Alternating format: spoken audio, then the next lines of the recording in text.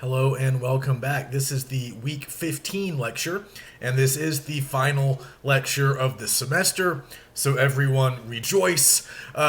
We are finishing up at this point. So now that critical response 2 is finally in, I hope everybody got that in by the end of last week. Now, here in week 15, it's time to focus exclusively on our final paper. So I talked a little bit about it last week, and I tried to sort of get you guys started.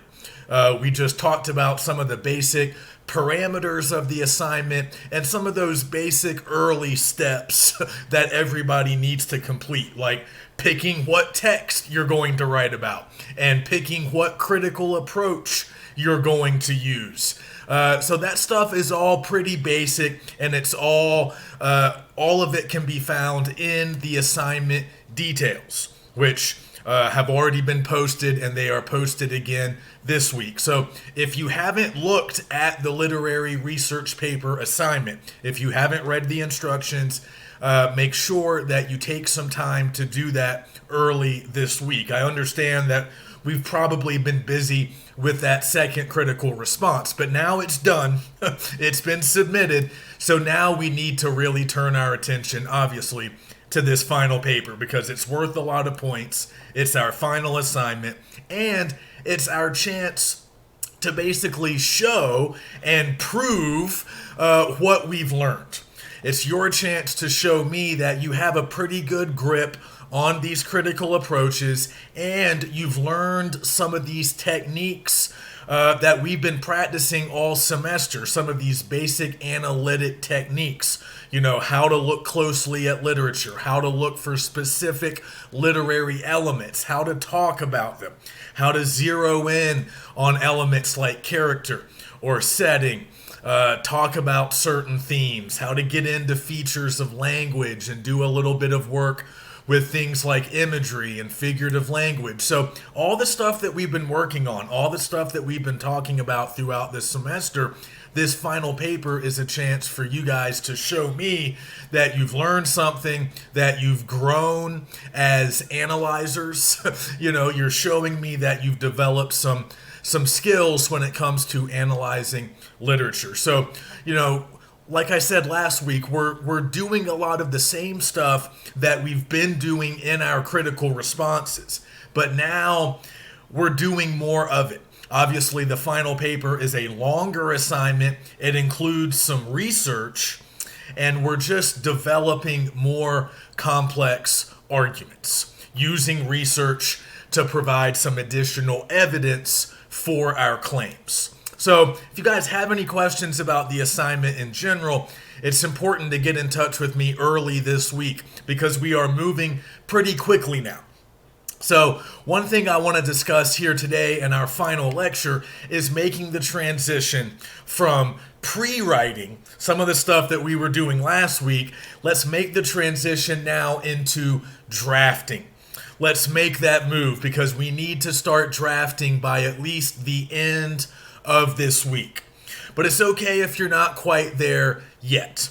All I really asked you guys to do last week was to pick your text, pick your critical approach, read over the assignment instructions, and maybe start a little bit of research. But we're going to talk more about research today. And if you guys haven't created an outline yet, that's okay. That's something that we can be doing early this week. So in the week 15 module, I posted a sample outline that you can use. I did this for the second critical response as well. You don't have to follow my outline verbatim, but it's just something that you can use. It's a way to help you get organized. I just want you guys to start planning each paragraph that you intend to write in the paper. And that might sound a little elementary for some of us. We might feel like we're beyond that. But for a paper like this, for a complex, argumentative research paper involving literature, that we have a lot of moving parts. We have outside sources. We have the text that we're using. We have that, the text that we're analyzing. We have the critical approach that we are using. We have all the literary elements that we want to look at specifically. So there's just a lot going on. There's a lot that's going to be happening in your body paragraphs. So the intro might be relatively simple to plan, and the conclusion might be relatively simple to plan, but there's a lot to get organized when it comes to your bodies. So it doesn't matter what your outline looks like. It doesn't matter what kind of format or style you want to use. Just have a plan in place. And even if you don't want to use my style, at least look at my outline so you can kind of see what you need to be doing in these individual paragraphs. So our first goal this week, as far as turning stuff in, you guys might have already seen this. I do want to see outlines, and I eventually want to see rough drafts. So we need to submit outlines by Friday of this week. Okay, so that means December the 10th. This is a little bit weird. Typically, all of our assignments have been due at the end of weeks, always on Sunday nights. But we're a little bit pressed for time now. So we need to start turning some things in a little bit before the end of the week. So the outline comes in by the end of Friday. That gives you all week to do these preliminary, all work week at least, to do these preliminary steps, to do a lot of the stuff that I was talking about last week, and also to put together your outline or your plan for the paper. So I want to see those by Friday at midnight. I'll look at them over this coming weekend. And it's mostly a completion grade. If you're able to submit the outline on time, I'm not going to scrutinize them in a great amount of detail. I just want to look and confirm that everybody has one, that everybody is actually doing an outline, has an outline, and is ready to show me an outline. So if I see major problems, major red flags, I'll try to say something. I'll try to provide a little bit of feedback if I feel like you need it. But if the outline looks fine, if your plan looks good, I probably won't say much at all. I'll just give you full credit, sort of like the way our discussion posts have worked. If they're good, you get full credit, and I don't really say anything. If they're bad, if there's something wrong with them, I might say something. So don't stress about the outline. I just want to see the plan for your paper, but I would also maybe like to see your thesis in there. So if you look at my sample outline, and we already know this, of course, our thesis statement needs to be in the intro paragraph. That's one of the things that you need to do in the intro paragraph. So you don't have to fill in everything that I have filled in my sample outline, but you should at least have a tentative thesis plugged into the intro paragraph space. This can sort of be like a rough draft of your thesis. It is subject to change. You're not married to it. It's not polished. It's not finalized. It might not be exactly how you want it in terms of how it sounds, how it's structured. You might end up having to break it apart into individual sentences. You might just want to rework your phrasing. But you'll have time for that. I just want to have an idea of what kind of argument you want to make. Because remember, we have to have clear original interpretations. Our argument is essentially our interpretation. What we think about the text that we are analyzing, the larger conclusions that we are drawing about the text that we are analyzing. What's important about it? What are we showing our audience about it? What are we ultimately trying to say about it? What is the message or the meaning that we are trying to get across? And some of our critical responses we haven't always had. Some of us haven't always had clear original arguments. But it's really important here that we have one. So we need to spend some time just thinking about our thesis statements. That's a good thing to spend some time on when you are outlining. Don't just skip over the intro paragraph because you think it's easy. Yeah, I know what an intro paragraph is. I know I have to introduce my text. I know I have to introduce my critical approach. And I know I have to establish my thesis. Yeah, it's pretty straightforward, but go ahead and do some of that. In your outline, at least plug in the thesis. And the other things, they're easy to do. Introducing your text, that takes a sentence, maybe two. Tell us the title, tell us the author. You can provide a little bit of background info, not a lot. We don't need a lot of that.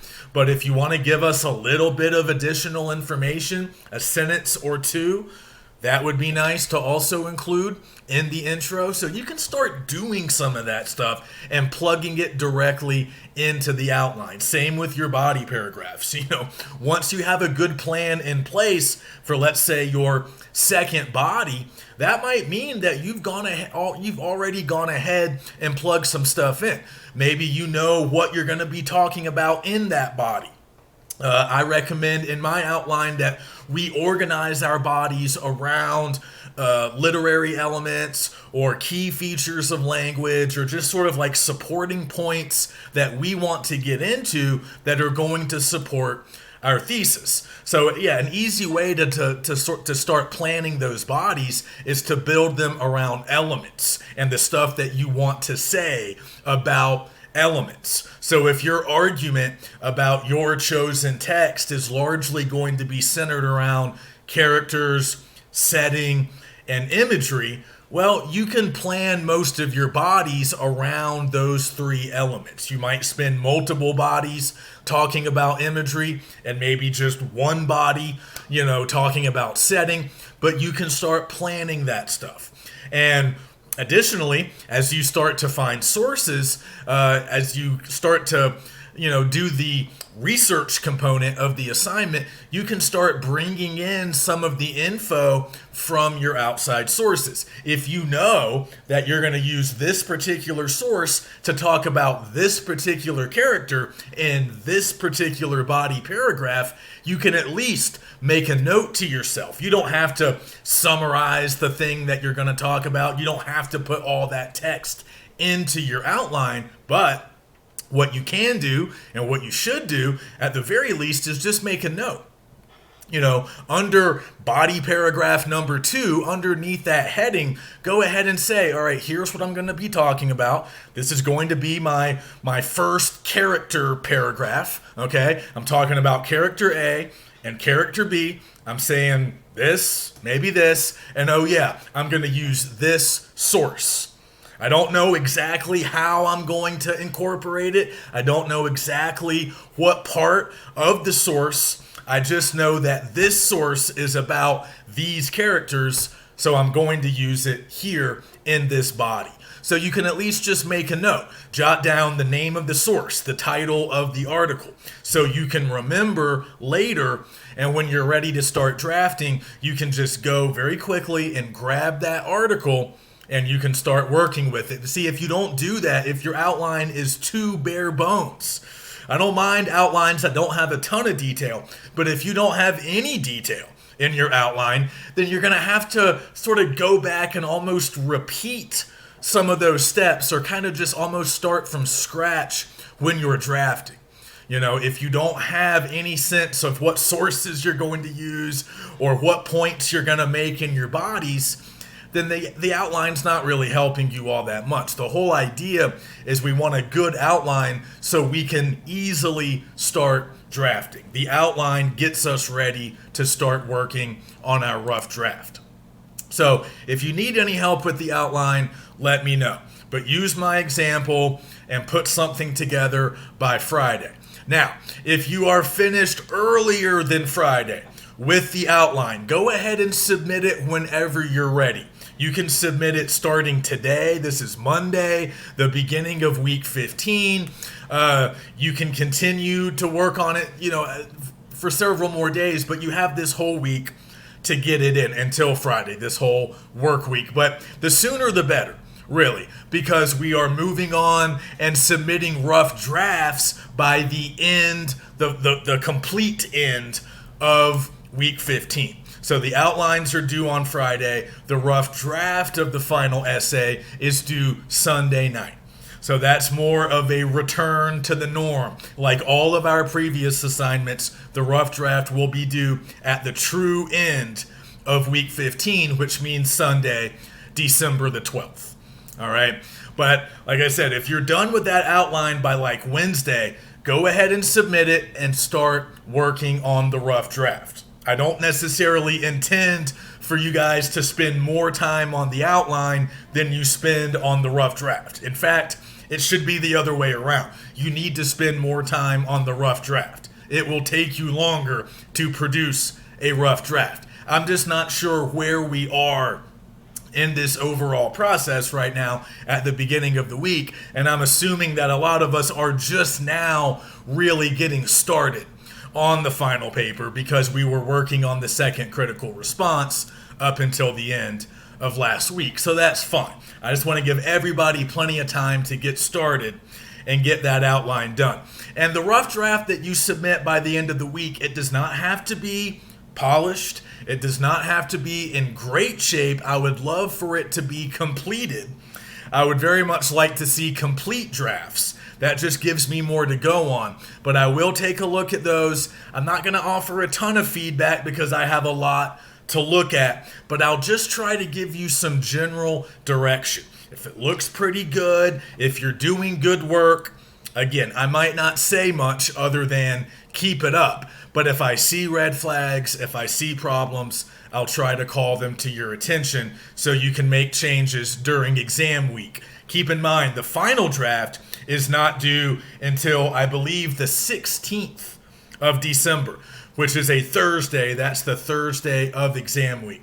So you have several days in between the rough draft coming in and the final draft coming in. So I want us to spend some of that time on post-writing, which means revising and editing your drafts. So I can help with that. If you guys want extensive feedback on your rough drafts, you need to reach out and communicate with me directly.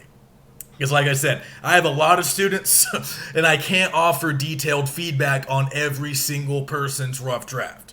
So if you don't say to me, either in your submission comments or in an email, if you don't say to me that you want extensive feedback on your rough draft, I'm probably just going to give you a completion grade. I'm just going to look over it really quickly, and I'll only say anything if there are major problems. But I'm happy to give you more feedback, but that needs to be on an individual kind of one-on-one basis. If you want that feedback, ask for it, and I will provide it.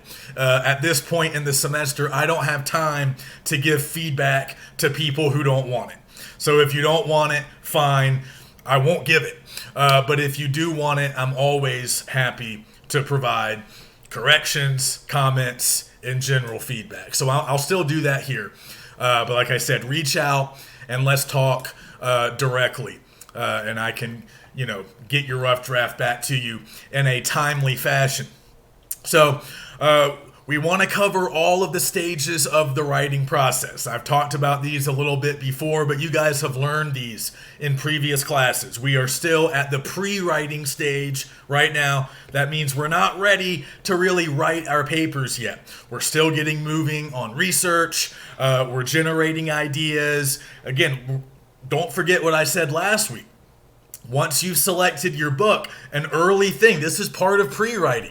Once you know what text you're writing about, so go ahead and sit down with that text and look for important passages, look for important language, look for important scenes, individual moments, highlight stuff, take a few notes. You need to have plenty of examples from the text. That's textual evidence. For a literary research paper, that's a major source of evidence. It's simply examples that we can pull from the text. So you need to find some of those early on before you start writing.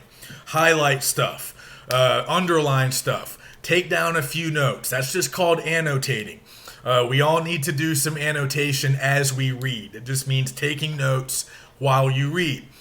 So go back to your text, get familiar, get reacquainted, even if you've read it before, even if you've read it multiple times. You can't write about a text if it's not fresh in your mind. And if it's a novel and you don't have time to reread the entire novel, I guess the world goes on, but you need to at least find some specific passages, and you might want to reread those. Even if you don't have time to reread the whole book, reread a few chapters, reread a few scenes, and those can be some of the things that you talk about in detail in your paper. Okay, so that's all pre-writing. And then when you outline, that's sort of the final part of pre-writing. And I also recommend making a schedule, a writing schedule. You guys know your schedules. I do not. So based on what you know about what you have to do at work and with your other classes between now and December the 16th, go ahead and make a schedule. Block off some time and some time that you can devote to drafting, some time that you can later devote to post writing. Try to have a schedule. You know all the deadlines and you know your own personal schedule. So figure out your writing schedule. That does help. And then, like I said, I'm envisioning that we can start drafting around the middle of the week. That would be great. You don't have to turn your outline in, until Friday, but you can still start drafting around Wednesday. Start working on that rough draft. Give yourself multiple days, and that way you'll be able to get it in comfortably by the end of the week. So yeah, we're starting with pre-writing, but we need to make that transition into drafting at least by the end of the week. And then next week, exam week, that's our time to do post-writing. And post-writing, of course, is everything that we do after we have a finished draft. That's when we revise.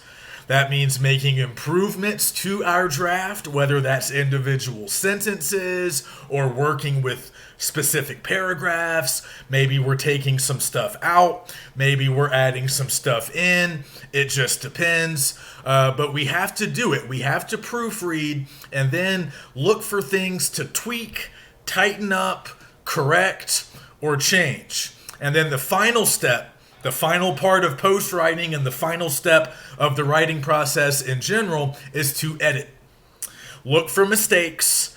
That means sentence level errors. That could be grammatical mistakes, punctuation issues, formatting errors. Whatever you see, clean it up. You need to do at least one round of editing before you submit your final draft. Okay, so that's the writing process. We're probably familiar with it, but let's just try to stay on schedule. Let's go from pre-writing to drafting this week, and then we'll spend some time next week post-writing, and then our final draft should be in good shape by Thursday, the 16th. So now let's talk a little bit about research. This is kind of the final thing I need to talk about, the final information that I need to give you guys, because this paper is different than our previous assignments, because now I want everybody to conduct some research. On the critical responses, I know some of us were using outside sources. I didn't really want us to use outside sources, at least not extensively. But here with the literary research paper, we are using outside sources. We are conducting research. I mean, that's where the research part of the title comes in. So this is a new element for us. This is kind of a new thing that we have to do now that we haven't previously talked about. So I want to spend a little bit of time just talking about research in general and how to get started on it if we haven't already. And then finally, I want to talk about citations. Because if we're doing research, anytime we are doing research and using outside sources, we have to cite our sources. We have to make sure that we're following both levels of MLA citation rules. In-text citations, those are the short citations, also called parenthetical citations. They come inside parentheses in the body of our paper. And then we also have to make sure to do our works cited page at the end of the paper. Those are the two levels. So we'll talk about both of those as well. But if you guys look at the week 15 module, you'll notice that I've provided a bunch of links that are research related. So I know I promised these last week. They never showed up, just like the final paper outline never showed up last week, but they're all available this week. So if you need help finding electronic sources, you can simply click on the link in the week 15 module and you'll be able to watch a library tutorial. And look, these are not the most exciting videos you've ever watched, but they're not terribly long and they're not hard to follow. So just sit down, and if you've never done any real research through the GBC library, just sit down and watch these tutorials. I've actually posted two. One is called How to Find Electronic Sources, and the other one is called How to Find Peer-Reviewed Articles. So they're both relatively short. Just sit down and watch them, and you should have a pretty good sense of how to use the library databases. A lot of you probably did some of this in 102. At least you were supposed to. You were supposed to learn about using our databases back then, and I think we've all done 102. So this should be familiar to most of us. If it's not familiar to you, don't worry about it.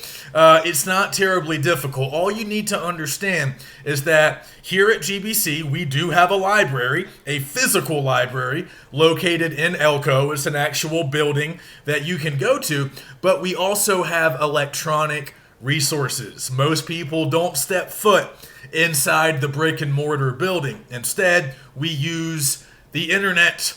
But we use databases that we have access to here at GBC. So if you simply go to the GBC library homepage, I can kind of help you navigate very quickly right here if you just kind of want to follow along with me as I'm talking. If you want to go to the GBC homepage to start, you should see the library tab up top, kind of at the top of the page. It just says library. Click on that. Again, a lot of us have done this before, at least if you took 102 at GBC. So click on the library tab and you'll end up on the library homepage.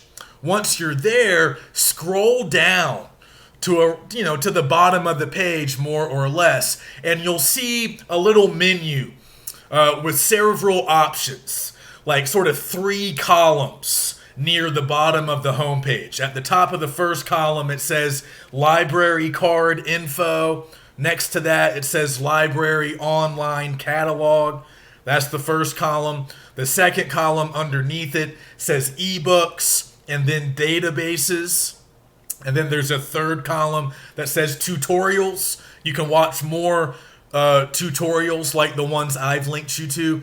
And then next to that, I think it says something like Contact Us, which is also an important thing to look at, because if you want to ask a librarian questions, and you can, and we do have real live librarians, you can email or call them.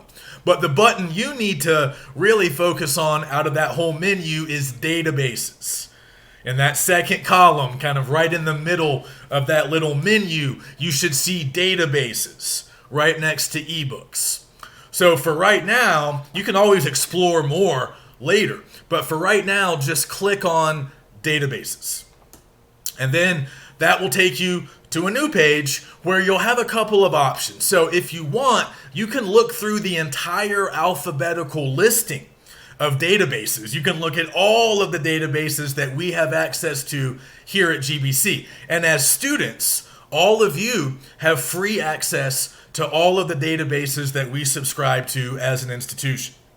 So you can look through all of them in that alphabetical list. But you really don't need to do that.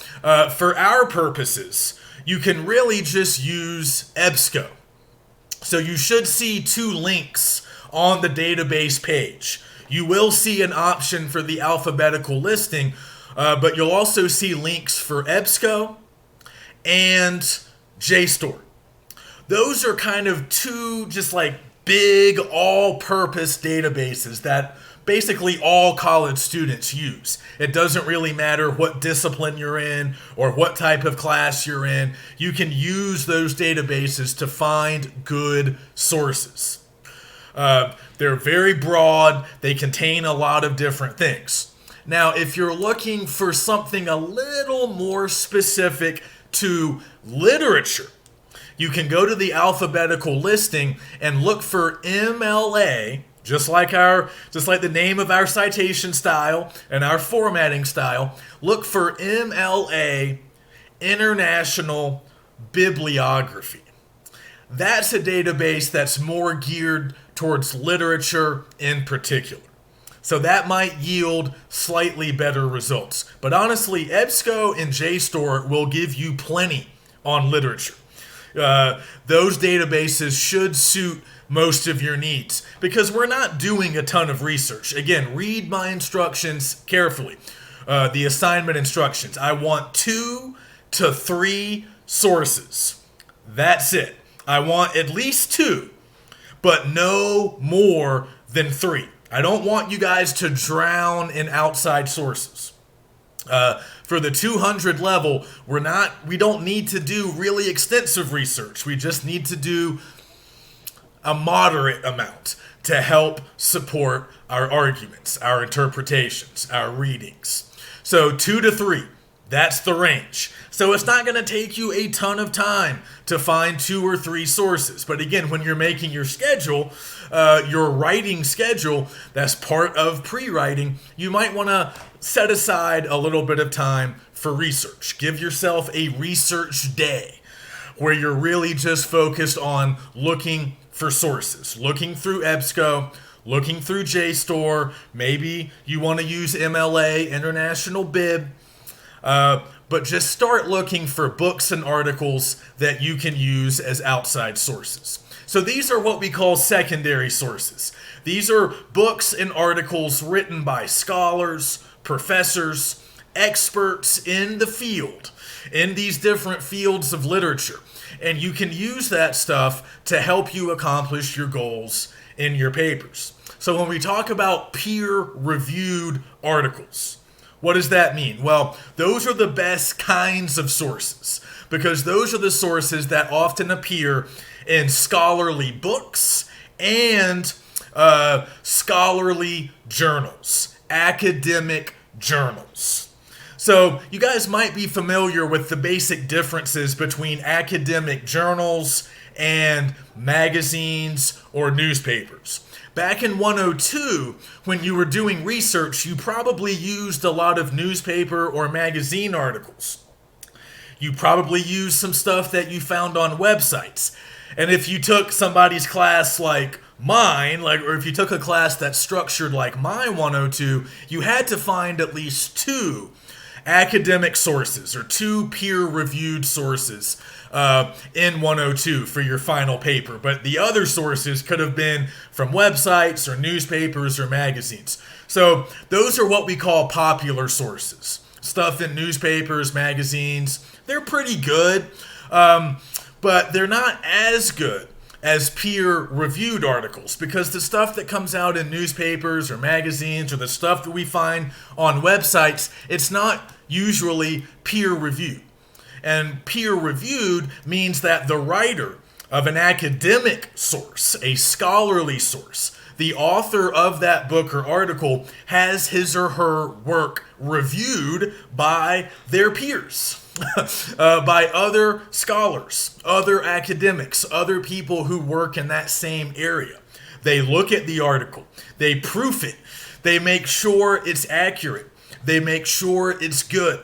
And if there are problems with it, they're going to make some corrections, kind of like what I do with your papers. They're going to provide feedback and then send it back to the author and say, here are the changes you need to make. Here are the problems you need to solve. And then the author makes some improvements and eventually gets it published. But because they are peer-reviewed, they are very reliable. They are very credible. Not only are they written by experts, They're also reviewed and double-checked and vetted by experts. So by the time we use them, we can trust the information, and we're also going to notice that they cite their sources, just like we do. In peer-reviewed work, there's always going to be a works cited page. There's always going to be citations for the sources that those authors are using. And again, that indicates a higher level of reliability, a higher level of credibility. It means they've done a little bit more work, they've read widely, they've conducted research of their own, and they really know their stuff. And that's just not always what we're going to find in other places with other sources. So the standards are higher for peer-reviewed articles, and they're just more helpful when it comes to the kind of work that we are doing here. So I've actually posted a little sort of research handout just to kind of help you guys navigate some of these databases and some of these different types of journals. So I'm just giving you some examples of like scholarly literary journals. I'm not going to get into all of them right now because I don't think that's very effective in lecture. It's better to just see that stuff written down in textual form. So take a look at that handout that I posted in week 15, just called Research Help. I'm listing some names of specific academic journals that specialize in literature. These are some journals that you guys can use. These are some journals that you might see. They might come up in your searches. So if you get into EBSCO, or if you get into JSTOR, or if you're using MLA International Bibliography, and you're searching for works of literature or certain authors, you're going to end up finding a bunch of peer-reviewed scholarly sources. And as they'll show you in the tutorials, once you get inside the databases, you can refine your search results. You all know how to do basic online searches because you've all used Google. And the way these databases are set up, the search function is very much like Google. You simply type in your search terms, somebody's name, a title, and then you go through the results. You're going to get a lot of results, but you can narrow those results by going over to the left-hand side and making a few choices. You can sort of narrow them based on date of publication. Like you can say, I don't want anything older than 2000. You can also narrow your results based on the type of results, the type of source. So if you just want to look for academic journal articles, you can make that selection inside the database and refine your results. Okay, so play around with a few different searches, try a few different search terms, and use the databases that you're seeing in the tutorials, and specifically think about scholarly, peer-reviewed articles from academic journals. And now again, I'm listing some of those in my handout called Research Help. So just look for some of that stuff. You can also, use book reviews, and you might find a few EDU websites, the websites of colleges or universities that might contain some good stuff about your text or about your author. But at this level, we're not in 102 anymore. So we don't really do newspaper articles that much. We don't do as many popular sources when we research at this level because we're doing literary analysis, So we need other people who also do literary analysis. And that's why we want the peer-reviewed scholarly journal articles, because they are doing literary analysis in those articles. And a newspaper and a popular magazine and a popular website, whatever they're doing, is probably not going to be high-level analysis. It might be a summary, it might be a book review, it might be something short and light and easy to read, but it's not really going to help you for the kind of thing, it's not going to help you perform the kind of work that we're doing here. All right, so it's time to get moving on research. So use the tutorials. You can just kind of do what I told you to do. Hopefully I led you to the databases. So just start looking around. Click on EBSCO, do a few searches. JSTOR is good too. And like I said, you can also go to the alphabetical listing and look for MLA, International Bibliography. But start looking for sources. And a book will be fine. You don't have to read an entire book. Again, secondary sources typically are books and articles written by experts. And the primary source is typically the text that you are writing about. And then we need secondary sources to help us make points and make an argument about that primary text. So secondary sources come in a lot of shapes and forms, but typically we want those peer-reviewed articles, we want books, and maybe occasionally stuff that we find on an EDU website. What we don't want is Course Hero or SparkNotes or Wikipedia or any summary website. We don't want any paper mill. We don't want anything that's designed to basically give freshmen the answers to their quizzes or papers. Look, I know some of us look at that stuff maybe just to refresh our memory or to remember, or just to kind of get clear on certain things, but those aren't sources. Like, those are not going to be sources that we cite and we use in our papers because, like I've said, they're really not helpful for what we're doing here. We're not summarizing. We're not just providing general info. We're analyzing. So we need better sources. If you have bad sources, you're not really getting away. If you don't want to spend time researching and you just grab a couple of things that you find in a Google search and you don't think very much about them, you might hope that that's saving you time and making your life easier, but it's not, because your paper will suffer as a result. You need strong sources in order to strengthen your argument. So if your sources are weak, if they don't help you, then you're going to pay for that ultimately. So put in some time and conduct some good research. And if you need help, let me know. Another database that you can use if you're not having a ton of success with the GBC databases, and I think you'll have some success, but if you want another sort of alternative, you can use what's called Google Scholar. It works just like Google. I also mentioned this in my research help handout. It works just like Google, but it's better.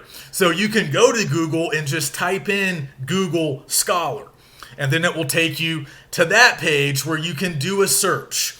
And it's just like Google, except now your search results are going to be all scholarly, all academic, peer-reviewed sources, whether they be books or articles. Now, the only problem with Google Scholar, the reason that it's not as good as the library databases, is you're not going to be able to access all of the sources that come up in your search.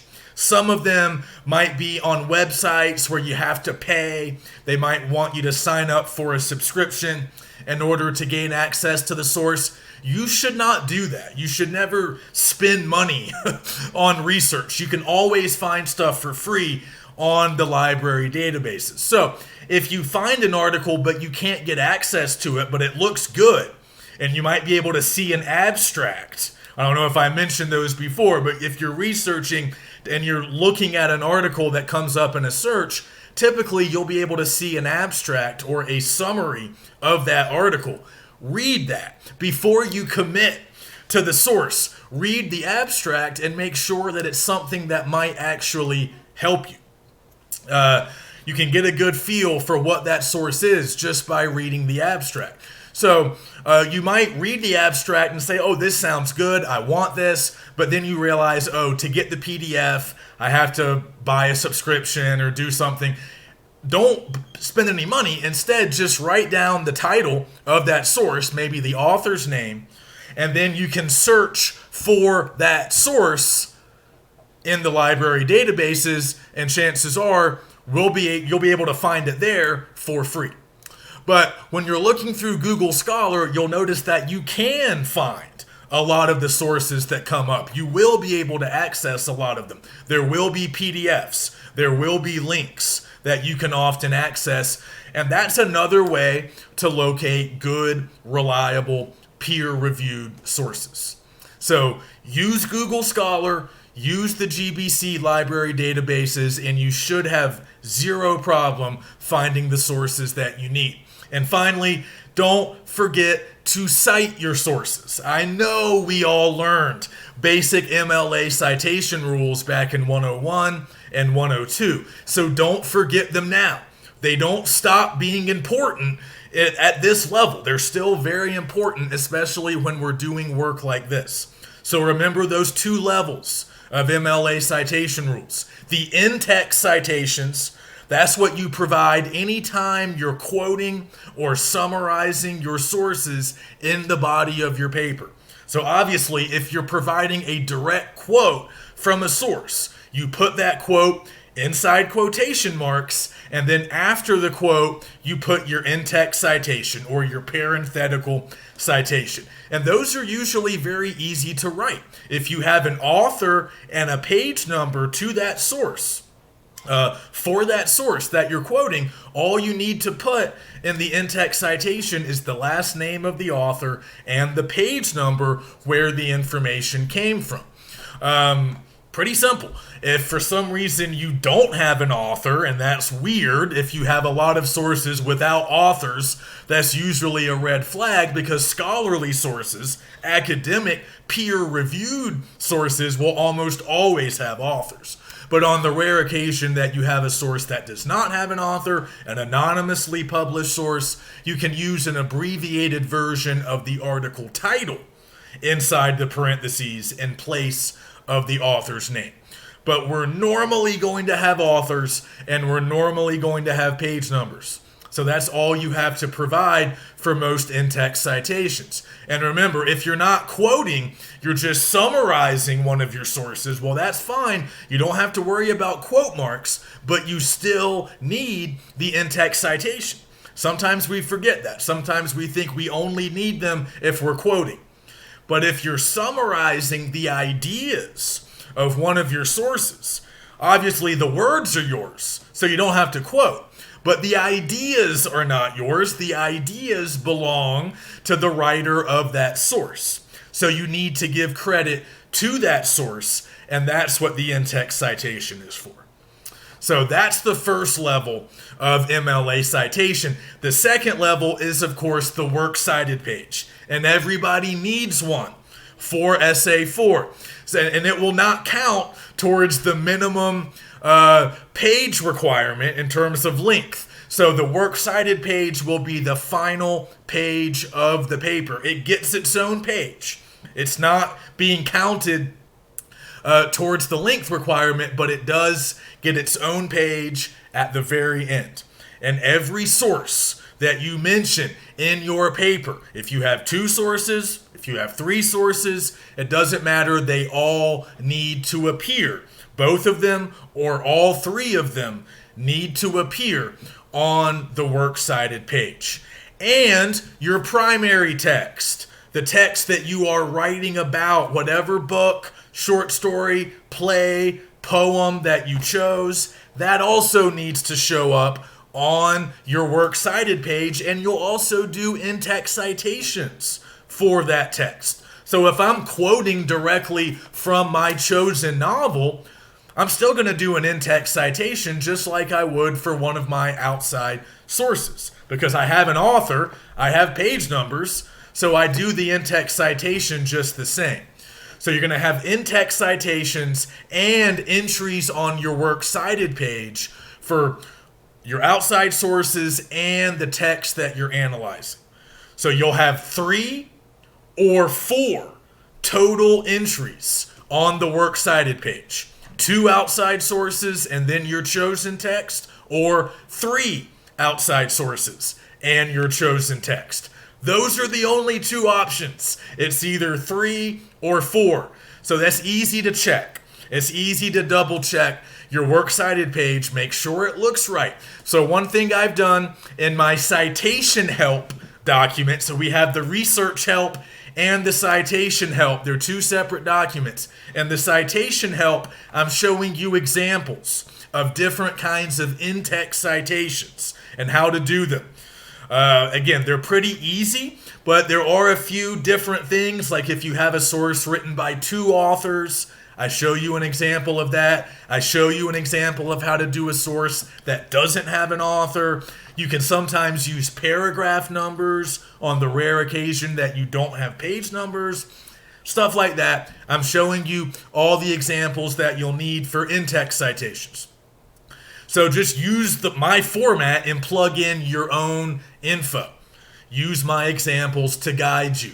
And then also in that same document on, I think starting on page 3 of that document, I give you examples of works cited citations. Again, depending on what kind of source we're using, our citation will be a little bit different. So I'm showing you what the citation for an academic journal article will look like. What's it going to look like for one of these scholarly peer-reviewed sources? I show you an example of a works cited entry for one of those. I show you what a book will look like. I show you what a good website will look like. So I'm giving you the examples for both levels of citation. Examples of in-text citations and examples of the longer, more informative citations that you're going to write for the works cited page. So again, I know we've all done works cited pages before. And we should have learned at least some of this back in 102, so you probably know the basics. You typically start with the author name, last name first. The titles of articles always go in quotation marks. The titles of books get italicized. So again, just look at my format, follow my format.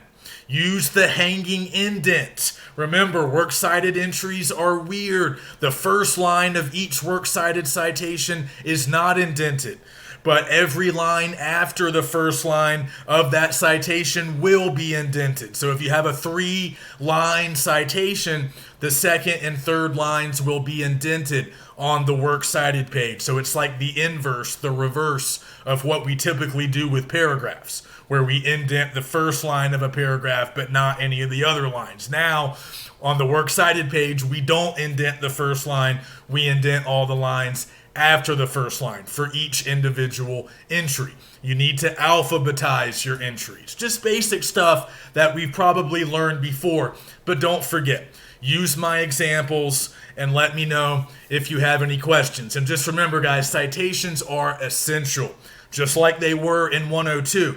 If you forget to include necessary in-text citations, or if you don't have a works cited page for some strange reason, that's plagiarism. Whether it's intentional or unintentional, you have to cite your sources when you're doing research. It's not optional. So just be careful, use my examples, and again, let's talk if you have any questions or concerns. So that's it. That's pretty much all I have for you guys. Just remember our due dates. Try to stay on schedule. And we can always talk more. If you need additional help, we can talk through email, or I can always set up a video conference. Just reach out, talk to me. A lot of you don't. But if you have any questions or if you need anything during this final week and going into even week 16, going into exam week, if you need anything, let's talk. If you want feedback on your rough draft, let me know. And I look forward to seeing your work. So good luck. I've enjoyed this semester. Have a great Christmas holiday. And let me know if you need anything. Bye.